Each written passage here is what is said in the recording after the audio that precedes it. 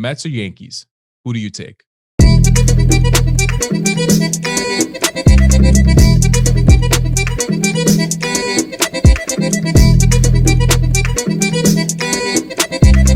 Man, you put me in a tough spot here because one, I don't like the Mets. Two, I don't like the Yankees. So I'm not picking the Mets, man. I don't believe in the hype. Personally, I'm not a fan of anybody anymore. So that's a lie. I'm a Yankees fan. I can't listen. I have an announcement to make, everybody. I'm officially credentialed by the BBWA. So technically, I need to renounce my fandom. Meaning, like when I talk about stuff, I need to try to be as much in the middle as possible. But here's the problem, guys. I feel like I can walk and chew gum at the same time. You know what I mean?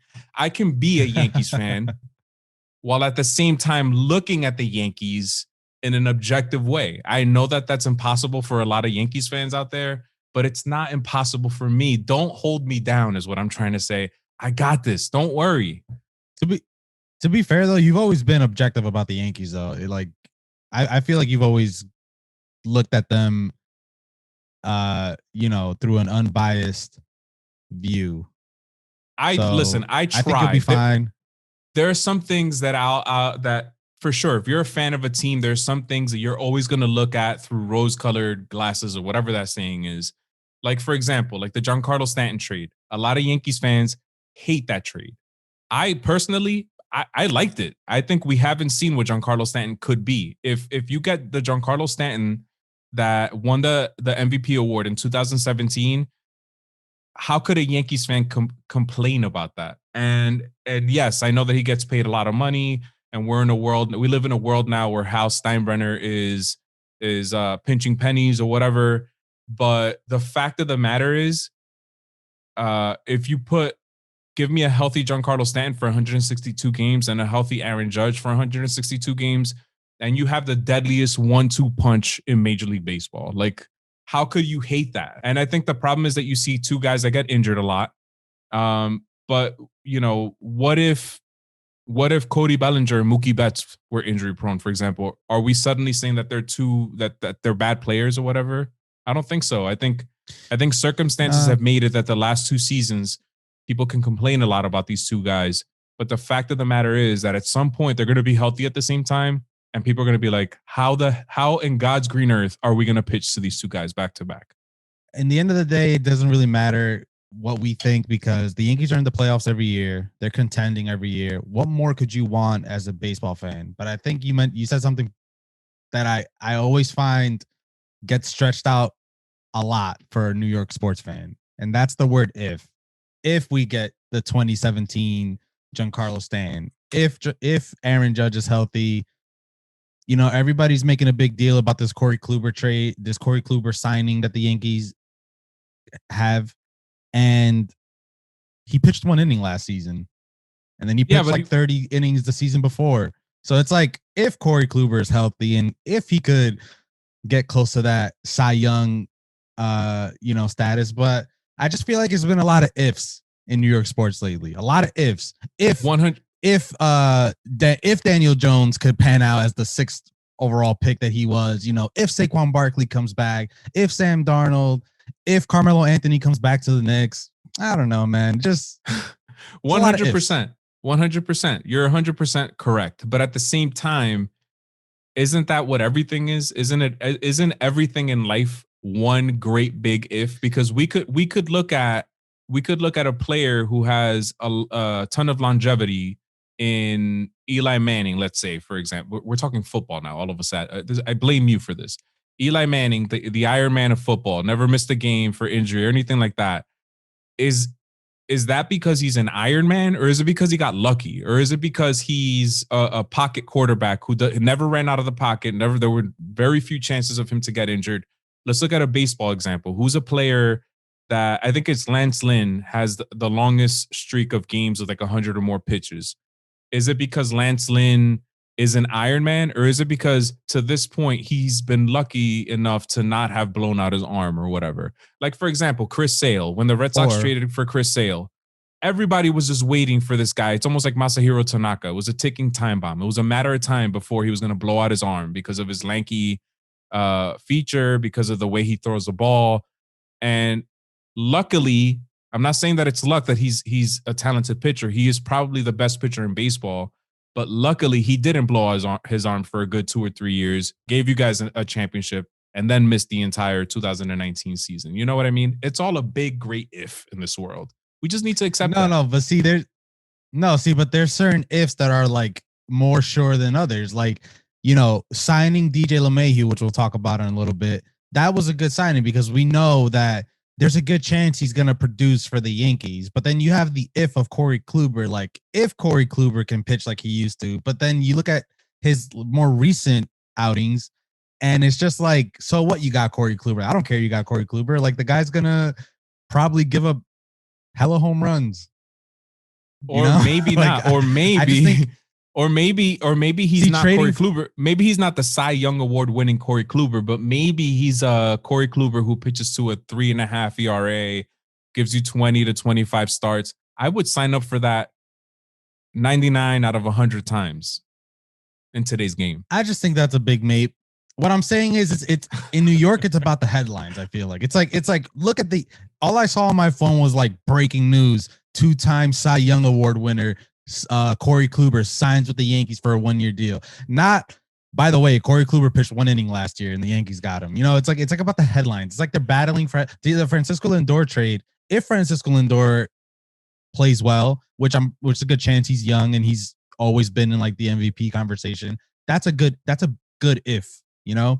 Giancarlo Stanton and Aaron Judge, if they stay healthy, that's like a bad if because they're really not healthy all the time. So it's like, that's why, I mean, when you're a New York sports fan, I feel like if is always in that, it's always a big part of your argument, Manny. Let me ask you a question. Again, you've always been objective, man. So I get No, yeah, for sure. No, go ahead. But then there are some other things that I have a lot of questions about, like the whole Luis Castillo fiasco that's been happening lately. In my mind, and I'm sure that for 99% of Yankees fans, when they found out that Gleyber Torres was going to be a part of the deck, that's who the Cincinnati Reds want. They're like, oh no, forget it. Like, no deal. We're not doing this. For me, I'm kind of thinking about it a little bit. I'm like, maybe that's not such a bad move because Gleyber is going to be your shortstop of the future. And we saw how he was at short last year. It was not that good. And part of the biggest reasons why the Yankees lost to, who did they face off in the ALCS? Was it Tampa? Tampa Bay Rays, yeah. Is because of Gleyber's mistakes at shortstop. So I'm looking at it that way. And not only that, he wasn't that great offensively last year, the way he was the year before in 2019. So I don't want to just toss him away because there's a lot of potential there. There's a lot of ifs. What if he turns into the best shortstop in baseball? If, right? Because there's ifs everywhere. But what I've seen so far is that there's still a lot of work to be done with him. Whereas with Luis Castillo, I've seen a guy who's consistently getting better and better, and he could potentially become the next big pitcher in baseball, maybe, or at least one of the big pitchers in baseball. So maybe let's take that chance. What if? You know what I mean? But I'm just confused by the Reds. Like, are they trying to win a World Series, or are they still trying to? I don't know, because it seems like you would rather keep a guy like Luis Castillo. They have a lot of money to spend, right, under the luxury tax. In that division where the Cubs are weaker, the Pirates are weak. You know what I mean? The Cardinals are a contender. So it almost feels like they should really be going after guys like Ozuna and like Bauer to make that team the contending team in that division. But instead, it's almost like, you're trading a potential of Gleyber Torres for the potential of Luis Castillo. Like, what are they trying to do? Are they trying to win now? And for Yankee fans, shutting down that trade possibility, like, what do they want? Like, do they want them to pull the same thing they did with the Cubs when they gave him Chapman and they got Gleyber Torres back? Like, they're getting the better end of the deal always. It's like, I feel like it's just annoying about Yankee fans sometimes, man. Like, you guys want the world without giving up like anything. Listen, without scaring Yankees fans away, because that is a big market that we want on our side, Luis. I agree. The Yankees fans want everybody. They want JT Realmuto. They want Marcell Ozuna. They want Trevor Bauer. They want everybody under the sun. They wanted Lindor. They wanted Lindor. And the fact of the matter is, you can't have everybody. The fact of the matter is, if you look at your lineup is already probably the best lineup in baseball. Um, we need to solidify our pitching a little bit better. We need to make sure that our relievers stay healthy. We need to make sure that the entire team stays healthy. And I think that if the Yankees do that, you're going to have a shot at a World Series. Maybe you don't win it, but you might get there. You might get to an ALCS. You might get to a. You're going to be in the postseason. There's no question. I think we're questioning a lot of things about the Yankees. The one thing we're not questioning is whether or not they're going to go to the postseason this year. And I think it's almost like a for sure thing. You know what I mean? It's a given. It's a given. Question: do the Yankees make the postseason without Gleyber Torres? If Gleyber Torres goes down for a season-ending injury today, do the Yankees make the postseason? I think they do. Yeah. Yeah, I think so too. So I agree. Like, I feel like it's not a trade that's out of this world. Like Gleyber Torres is all of a sudden like this. I don't know, man. I agree. Totally. And agree. there's shortstops in the market that could do what Gleyber Torres does are better than Gleyber Torres defensively. Like if the Yankees were to bring back Didi Gregorius, I think Didi Gregorius defensively is better than Gleyber. And offensively, last year, Didi had one of his best offensive seasons. So he was steadily getting better offensively as a Yankee as well. So, I mean, it wasn't like a far reach to want to think that Didi was going to sign with the Yankees again when they didn't sign him. And you can't, every bat in your lineup cannot be a big bop. You know what I mean? Like, it cannot, everybody can't be a home run or nothing. You already have Giancarlo Stanton, Aaron Judge, and Gary Sanchez in that lineup. Not everybody has to be that type of player. Part of the reason why I think the Yankees needed to bring back DJ LeMahieu is because he's not a strikeout or nothing type hitter. He's a hitter to all fields. He hits for contact. He can hit for power when he wants to. He's a contact hitter. And I think that there's value in those types of players.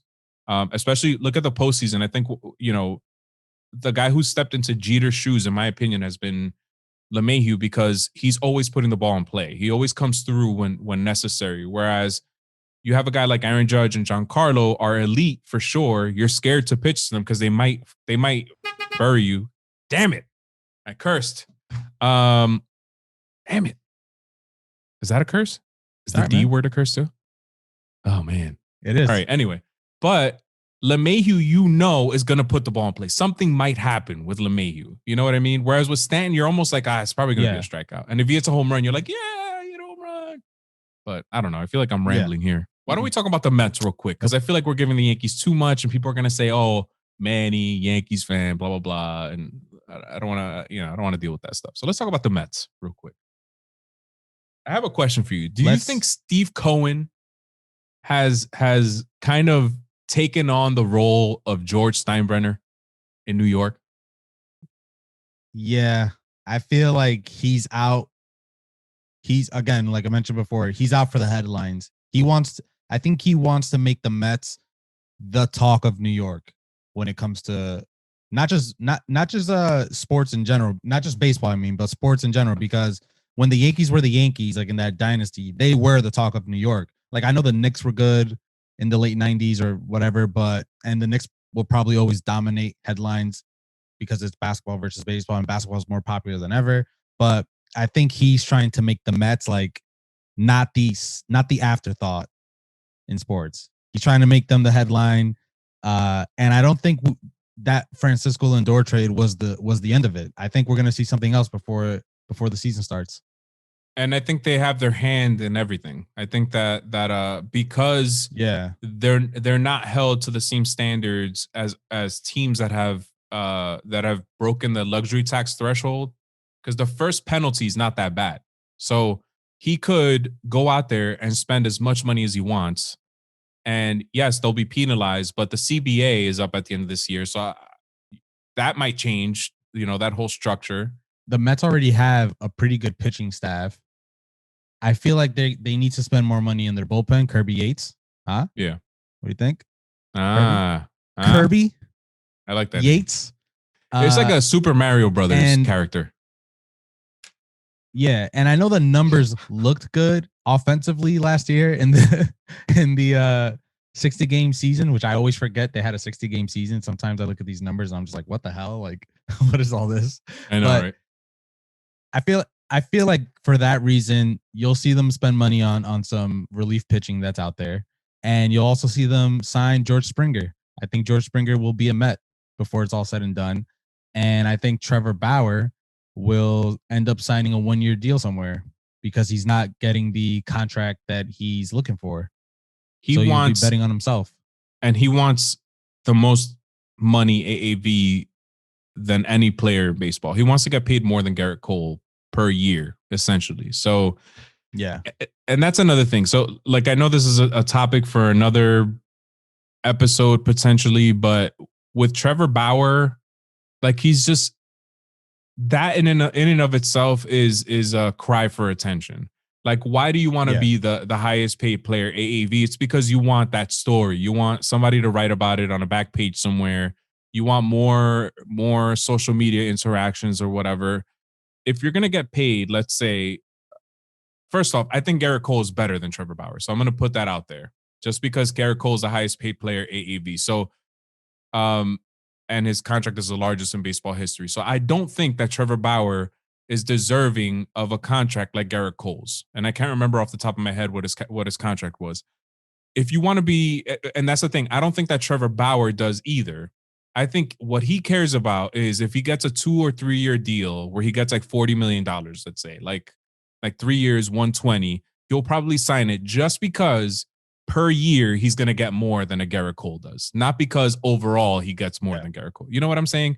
And that to me, that's like an attention seeking thing more than it is like a security thing. And I think that it's almost like a ticking time bomb in a way, because if he does something like that, let's say, and then he blows his arm out or some shit, or he can't pitch again, he might end up costing himself millions, tens of millions of dollars in the long run. And I hope that doesn't happen for him because I actually like yeah. Trevor Bauer, but stuff like that drives me crazy about him.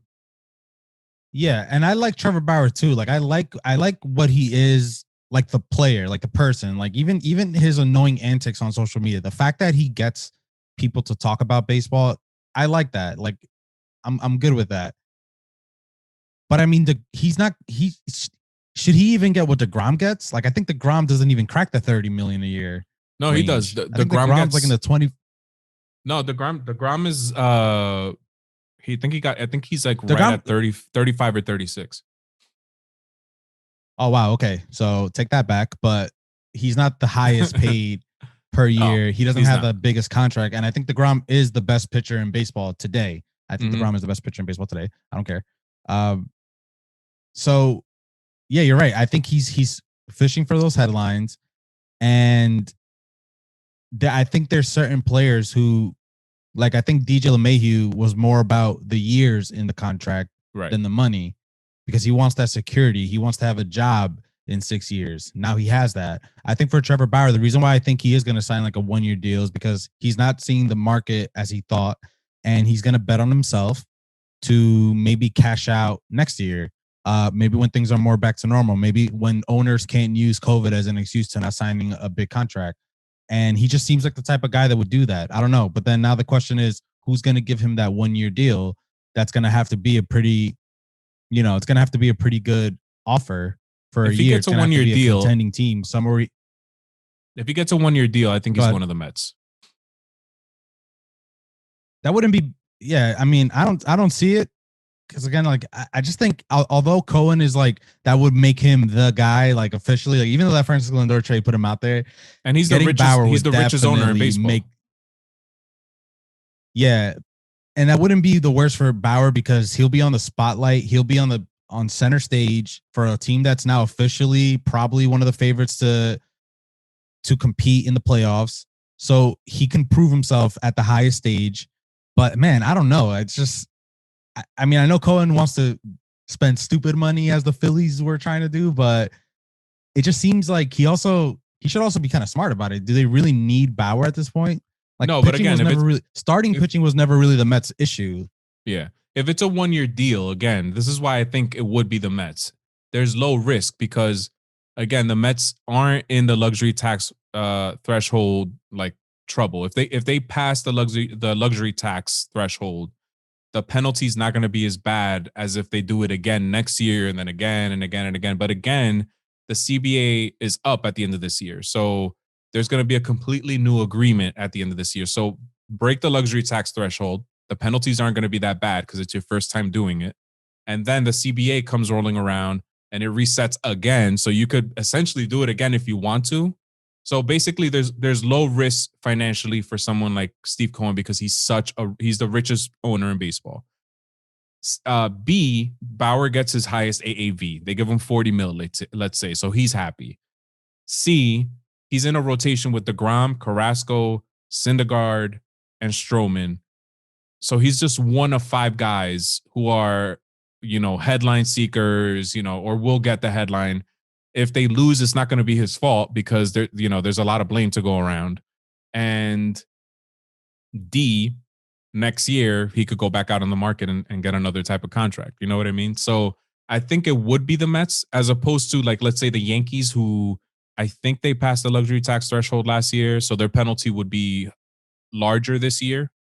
Maybe it could be the Red Sox. I don't know. I really see if it's going to be a 1-year deal, I'm calling the Mets. If it's a multi-year deal, I think he's going to the Angels. That's my prediction. Interesting, the Angels. I feel like, I just feel like Cohen would need to use that money that he would use on Bauer to outbid for some of these relief pitchers. And I think he wants to just tie the knot with George Springer, who I think, I don't know. It feels like he's going to go to the Mets, man. As much as I would hate to see him in that ugly ass uniform. Sorry for cursing. I feel like that money's going to be put to use for the bullpen, which would make sense. I mean, is George Springer Puerto Rican American? I think he is, right? Or Panamanian. I don't remember. I thought it was like Cuban or something. I thought it was like part Cuban. I know he's definitely in a mix. I'm looking it up. Could have sworn it was like Cuban though. His mom is Puerto Rican. So he's going to the Mets. And if you're wondering why I'm saying that, it's not like a racist thing. Just go on ouresquina.com. I wrote a piece about this. The Mets have a history of like Carlos Beltran, Carlos Delgado, Edwin Diaz is Puerto Rican, Francisco Lindor is Puerto Rican. They had Robbie Alomar for a minute. They had Carlos Baerga. They it's almost like they're like, oh, elite Puerto Rican, sign him up. I got him. He's mine. Bring him over here. Like, It's just part of their identity. It's kind of cool. Yeah. So anyway, fun fact. It's an interesting fact to note there. So yeah, man, you say Bauer to the Mets in a 1-year deal. Maybe if it is a 1-year deal, Angels if it's a multi-year deal. I'm gonna say I don't know where he's gonna go, but I think it's gonna be a 1-year deal. All right. I think that's a good way to wrap this up. And since we talked about New York baseball, Mets and Yankees, why don't we make the guest of this show be Omar Minaya, former GM of the New York Mets, first Latino GM in Major League Baseball. I spoke to him earlier this offseason, so we don't talk about when he was let go by the Mets after the ownership change, because this happened before the ownership change. But we just talked a little bit about his upbringing and his philosophy and him becoming the first Latino GM in Major League Baseball history. Pretty cool interview. So stick around and check that out. We are Bodega Baseball. I'm Manny Gomez. Follow me at MannyGo3. Follow Luis at Hova Mojo. And that's it. Peace out, everybody.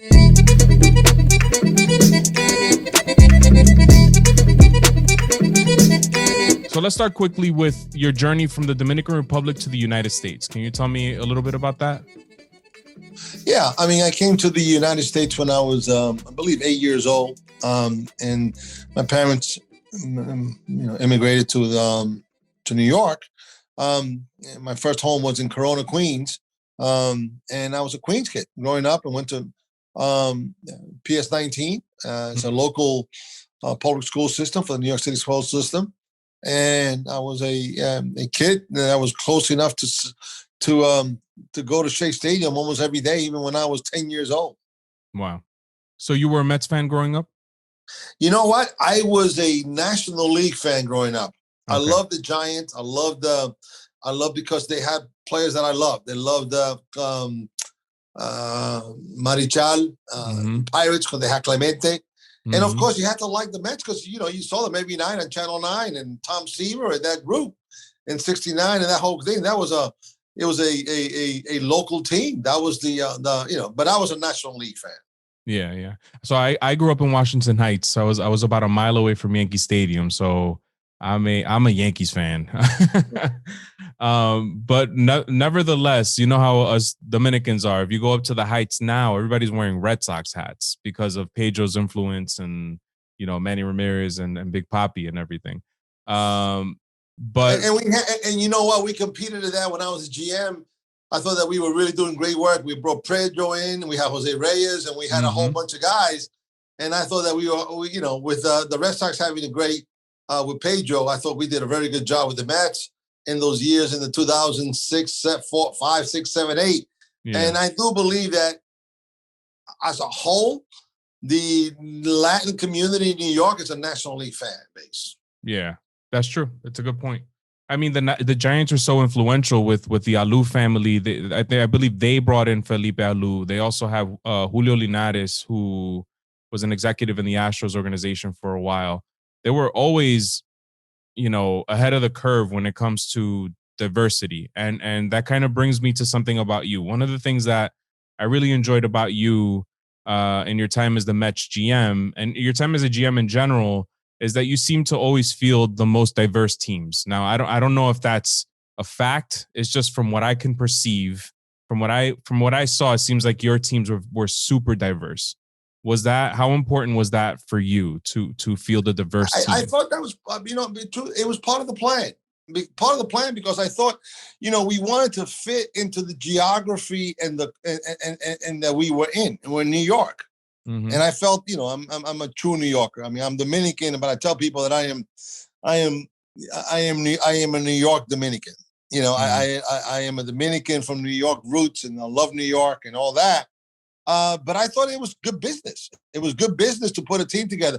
Now, the most important thing was talent. You got to get talent, but you got to get a team that fits and connects with your fan base. So what do you think is going on with baseball now? I mean, Latino players make up about 30% of Major League Baseball, but then you only have one MLB GM, Al Avila, with the Tigers. You have one MLB owner in Artie Moreno, one Latino MLB owner in Artie Moreno, Mexican-American, and you have 4 managers in Rick Renteria, Charlie Montoyo, Dave Martinez, and Luis Rojas with the Mets. That doesn't really fit the percentage-wise the representation of players in Major League Baseball. Why is it that we don't see more representation in higher positions from Latinos? I'm talking. Well, I mean, first of all, I could tell you that on the manager side, having 4% of that, I think there's been point periods that haven't been for a 4 out of 30 hasn't been there. You know what I'm saying? Mm-hmm. I do believe that the good thing about it is I'm seeing when you say 30%. Well, that 30%, but it's a good man. Those 30%, those guys are pretty much. We're talking about our stars. Yeah. When you're talking about the stars of the game right now, we probably have 70% of the stars of the game. Right. And I look at that. As far as, representation at other levels, whether it's ownership or whether the general managers and all that, like I said, that's I think we have good people, and I hope people get an opportunity. I do believe that the future of the game for Latinos is very positive, not only for players, but I will tell you, we have a lot of good young executives that will hopefully someday will be given an opportunity. Let me go back a little bit. I want to know a little bit more about what drew you to the game of baseball, especially growing up in New York City, because I mean, New York is known primarily for being a basketball town. I know that the Yankees and the Mets at times compete for the back page, but there isn't really that many baseball fields. It's hard to get together 9 guys to field a team. What drew you to the game of baseball? Well, I think it was just, I think growing up as a kid, I think there's no doubt that baseball was probably more popular back then. Mm-hmm. We didn't have so many sports. We didn't have social media. We didn't have internet. So, baseball, football, boxing, those were the primary sports back then, and basketball, no doubt. Now you have much more opportunities, much more information about different sports. But to me, you grew up in the streets of New York and you play, when you say you don't have fields, they may not be green grass fields, but you have, schoolyards. And all schoolyards, you play stickball, you play softball, you play baseball in concrete, but you still play the game. Yeah, I mean, I spoke with Rodney Linares, third base coach for the Tampa Bay Rays, who I think should be considered for a managerial position at some point in the future. The guy is an incredible talent. And we were talking about playing Vitilla in DR. Is that a game you've played before? What are some of the creative ways that you found to play baseball as a kid? I don't remember playing Vitilla. Now, Vitilla, explain to me what Vitilla is. So Vitilla is they use the cap of a water gallon. You know those big jugs. Yeah. Okay. Yes. And it's like stickball. Yeah. I did play that, but I play more stickball with a Spalding and a Pinky ball than I played Vitilla. Vitilla was probably, we would do that just kidding around, but we play more stickball. That's what we did. Stickball, off the handball wall in a schoolyard of one of the local schools. Yeah, you find creative ways. I mean, again, as a New York City kid, we played a game called curb ball, which doesn't even exist. We took one of those handballs, those blue sky bounce, really bouncy balls. Yeah. We tried to hit it off the corner of a curb, literally on the sidewalk. Yeah. And based on how far it went, that's how many bases you got. If it hit like the other street, it was a double. If it hit the wall, it was a triple. If it hit the second floor, it was a home run. We used to call that with a small ball, a Spalding or Pinky. We used to call it stoop ball. And you try to hit it right off the edge of the stoop. Exactly. Run, and that's how we did it. Yeah. It's funny, man. The game of baseball, it's. I mean, I wish that it was more popular now. I think we're getting there, but there's so many ways to play the game, and I guess we just have to get kids outside. But anyway, tell me about your time as a player. I know that you spent some time playing baseball in the minor league level. Tell me a little bit about that. How would you describe yourself as a player? I was drafted by the Oakland Athletics out of Newtown High School in 1978. I played with the Athletics 1 year, and I went to camp the next year and got released. And then I played again with the Seattle Mariners. The highest I got to was A-ball on Midwest League. And then I played in Europe. I played in Europe and in Italy for 2 years, and that was a wonderful experience and really formed me in a lot of different ways, not only culturally, intellectually, politically. It was a great time to be in Italy in the early 80s. And I was able to not only play baseball, but I was able to understand European culture and come back to America, come back to New York with a different view of what the world was like. And so how did that shape your philosophy as a general manager, as a front office? Diversity, open-mindedness, diversity. I think that it just opened me up as far as not only being quote unquote a Latino, but being a world citizen. Okay. And so when did you realize that it was time to transition from player to scout and eventually a member of the front office? I was fortunate when I got back from Italy, I was fortunate enough to be given an offer a job as a scout first, really, as a scout by the fellow by the name of Ralph DeLulo, who signed me, really good man, who loved, he signed me, just a great man, and I owe so much to him. And then Sandy Johnson with the Texas Rangers offered me a job to be scout and coach, both, and told me we do it for a couple of years and decide which one you want best. And I gravitated to scouting without a doubt. So if I'm not mistaken, you scouted players like Sammy Sosa, is that right? Yes, my first year scouting, I was fortunate enough to sign Sammy Sosa from the Dominican Republic and from San Pedro de Macorís.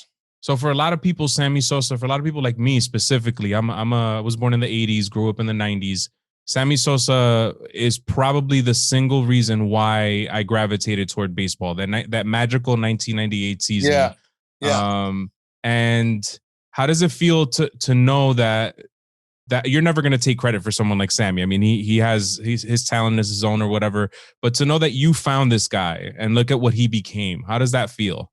Well, you feel fortunate. You feel fortunate, and you feel like you were very fortunate to be able to come across a young player like him at the time, who was 16 years old, and had no idea he was going to end up becoming the player that he did. Mm-hmm. But you feel fortunate that you were part of his opportunity, that you gave him a chance, and then he took that opportunity and became the player that he was, and only impacted himself, his teammates, but he impacted the game. And in a lot of ways, some people, when we reflect back, he was a big part of the resurgence of the game after the strike. And then in around 2002, I believe you were named general manager of the Montreal Expos. How did it feel? And you're the first Latino to serve as GM for a Major League Baseball team, if I'm remembering this correctly. How does it feel to know that you broke this barrier? I feel grateful. I feel honored and grateful to be able to give him that opportunity. That's in the past. I just feel that because of that opportunity, I like to be able to help others get opportunities. And really what I'm doing right now is being a mentor for others, and not only Latinos, but others, but also making sure that Latinos get an opportunity. And whether, when you see guys like Ismael Cruz, one of the best scouts in the game, with the Dodgers, and guys like did I say Rafael? I said Ismael Cruz and Rafael Perez, who was in the commissioner's office, and be able to associate with people like that and give young guys opportunities. Basically Ronnie Reyes with the Mets, and all those kind of people. It's feel like, okay, you were given a chance. My goal is to always be open doors for others. So I was speaking with Jesus earlier today, and he Gerson Rosas, the one of the executives for the Timberwolves, NBA executive. I believe he's the first NBA executive to run a team for the NBA, repetitive. He cited you as an inspiration. Can you react to that? Like, how does that feel to know that you've inspired others? Like someone directly, Gerson Rosas, a Colombian American guy running an NBA team, cites you specifically. How does that feel? That's very powerful for me. Very powerful for a guy like him to even mention me. You're talking about a president of a basketball team, a sport that, so when he said that to me, it made me reflect and, to realize that, some people you don't even realize the impact. And it made me happy. It was something powerful. But at the same time, it goes to show you that you just got to keep on trying to do the best you can to help people do the right thing, and you don't know who's watching. And for him to say that's his power. That's as good as a compliments I can have in my position. Great, man. Thank you so much for taking some time to talk to me. I don't want to keep you too long. It's been great. Anything I can do for you guys, I'm here with you guys. Okay. Excellent. Thank you so much. Okay. Take care. All right. Bye-bye. So there you have it. Bodega Baseball is an R Esquina production. Our music is by VM Varga and Luigi Gomez. Thank you to Omar Minaya for coming on the show. Thanks to Jesus Ortiz. Peace out, everybody.